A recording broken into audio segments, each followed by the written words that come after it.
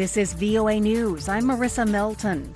Russia's Wagner boss threatens a Bakhmut pullout in Ukraine. AP correspondent Charles de Ledesma has details. The owner of the Wagner Group has vowed to pull his troops out of the protracted battle for the eastern Ukrainian city of Bakhmut next week, accusing Russia's military command of starving his forces of ammunition and causing them heavy losses. Yevgeny Prigozhi, a notorious millionaire with long-time links to Russian President Vladimir Putin, claims his forces had planned to capture Bakhmut by May 9, but he says he hasn't received enough artillery ammunition supplies from the Russian military since Monday. Known for his bluster, the Wagner boss has previously made unverifiable claims and made threats he hasn't carried out. I'm Charles de Ledesma. The World Health Organization said Friday that COVID-19 no longer qualifies as a global emergency. This marks a symbolic end to the devastating coronavirus pandemic that triggered once unthinkable lockdowns, upended economies worldwide, and killed at least 7 million people. WHO Director General Tedros Adhanom Ghebreyesus first declared COVID-19 to be an emergency more than 3 years ago. Here's what he said today. It's therefore with great hope that I declare COVID-19 over as a global health emergency. The UN Health Agency's officials said even though the emergency phase is over, the pandemic hasn't come to an end, noting recent spikes in cases in Southeast Asia and the Middle East. The director of the U.S. Centers for Disease Control and Prevention announced Friday she's stepping down from that position effective June 30th. Dr. Rochelle Walensky was one of the faces of U.S. President Joe Biden's response to the COVID-19 pandemic. She reportedly announced she was stepping down at a CDC staff meeting. President Biden has confirmed that announcement. This is VOA News. Australian Prime Minister Anthony Albanese declared on Friday that enough is enough over the continued imprisonment of WikiLeaks founder Julian Assange. Phil Mercer reports. Speaking in London, where he is for the coronation of British King Charles III, Albanese said he's frustrated a diplomatic solution to Assange's case hadn't been reached. The Australian-born journalist and publisher is wanted by United States authorities over military records and diplomatic cables leaked in 2010 and 2011, which the US says broke the law and endangered lives. Assange is fighting extradition from Britain and is being held in a high-security prison in London. Phil Mercer for VOA News, Sydney. Not 6 months since the release of ChatGPT, generative artificial intelligence is already prompting widespread unease in Hollywood. Concern over chatbots writing or rewriting scripts is one of the leading reasons TV and film screenwriters took to picket lines earlier this week. Though the Writers Guild of America is striking for better pay, the World Economic Forum this week released a study predicting nearly a quarter of all jobs will be disrupted by AI over the next 5 years. And on May the 4th, the late actress Carrie Fisher received a star on the Hollywood Walk of Fame. AP's Ed Donahue has that story. Fisher joined Star Wars co-stars with Hollywood stars Harrison Ford and Mark Hamill. She was our princess, damn it. And the actress who played her blurred into one gorgeous, fiercely independent, and ferociously funny take-charge woman who took our collective breath away. People in the crowd were dressed as characters from the Star Wars franchise. People's love for Leia didn't die with my mom. It continues to get passed on from generation to generation. Billy Lord said no one will ever be as hot or as cool as Princess Leia. I'm Ed Donahue.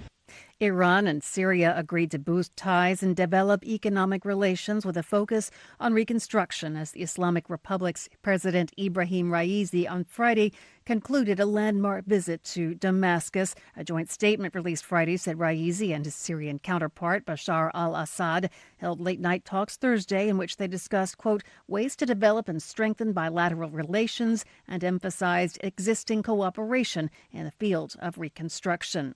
And America's employers added a healthy 253,000 jobs in April, evidence of a labor market that still shows surprising strength despite rising interest rates, chronically high inflation, and a banking crisis that could weaken the economy. The unemployment rate dipped to a 3.4%, matching a 54-year low. Marissa Melton, VOA News.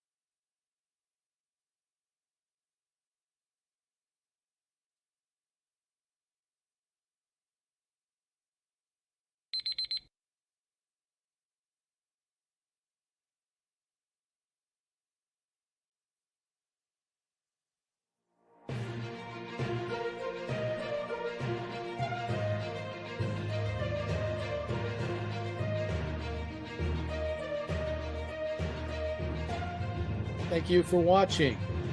Can you do me a favor? Please leave a comment in the comment section below. That would really help. Thank you, and see you again soon.